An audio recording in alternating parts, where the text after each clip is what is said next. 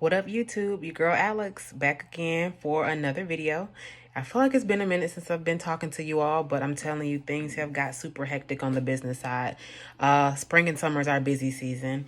But I wanted to drop a quick video talking about 3 ways that you know you're ready to invest. So, way number 1 that you know that you're ready to possibly start investing is your savings. If you have a hefty savings where you're able to cover your actual monthly living expenses, then you might be ready. Pre-COVID, the standard was 3 to 6 months. Do you have enough savings in your savings account to cover you for 3 to 6 months? If you lose a job, you need to get a new job. Honestly, at this point, COVID has probably slapped a lot of us around. And so I literally go by the mechanism of having closer to 9 to 12 months of savings set aside to where if anything occurred, you're good to cover your living expenses at a minimum for 9 to 12 months. That doesn't mean you have to stop there, but I know personally that's the only way I'll feel comfortable. COVID has really put some things into perspective where, some people have lost their jobs and it's taken them a lot longer to secure new employment. And in some instances, some people still have not been able to secure new employment at the salary that they were making before.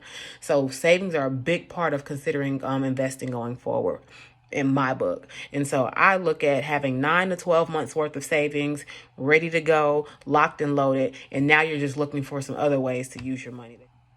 Number 2, the second thing I look at is what is your 401k offering with your employer? Is your employer offering any kind of matching or any plans that allow you to just take advantage of free money?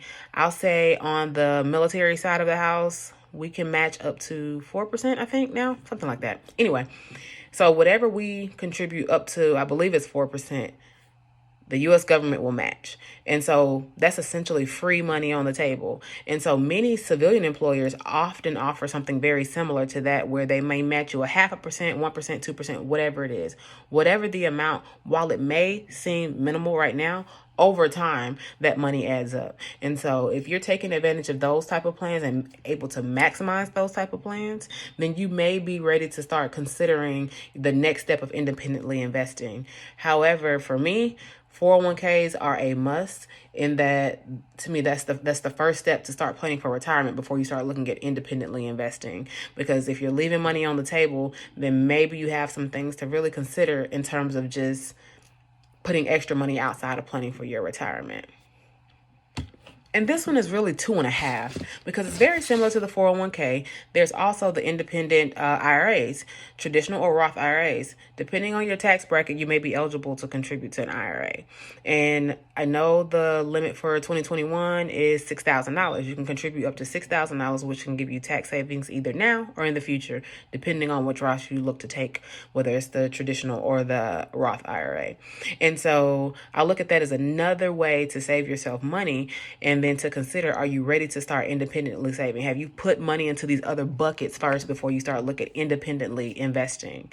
And so that's why I say 2.5, because a 401k and an IRA, very similar, without the employer sponsored piece for the 401k. The IRA, the I literally stands for individual retirement account. And so I look at that as 2 and 2.5 things that you should look at before you start looking into investing personally. Number 3 is pretty big, and number 3 could be number 2, but I put it for number 3 as for a purpose. So the next thing is, how is your debt managed? So personally, I don't believe that you have to have all your debt paid off to start saving, because guess what? If you wait until all your debt is paid off to start saving, when will that ever be?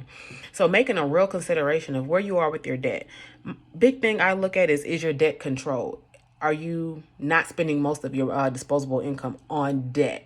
And so if you're paying credit card bills, or, we're doing something similar to what I do, which is I pay off my credit card bills every month.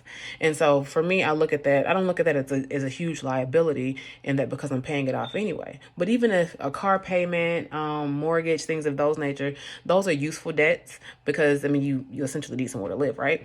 And you need to be able to get around. But I look at how well is your debt managed before you start looking into, independently investing. So that's not to say you have zero debt. Just literally, is your debt not in control of you? Are you in control of it?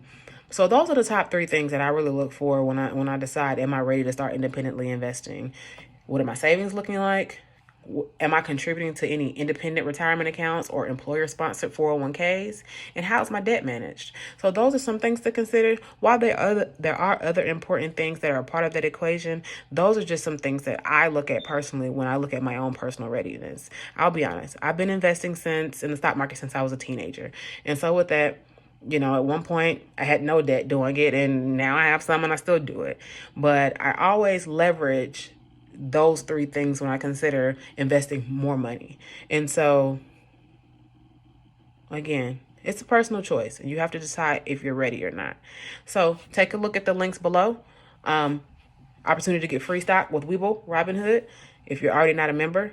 And then also some other cool investment mechanisms, again, as you evaluate where your savings are, where your IRAs and 401ks contributions are, and how's your debt managed. But hopefully this was helpful to somebody. Like, share, subscribe, and I'll see you next time. Peace.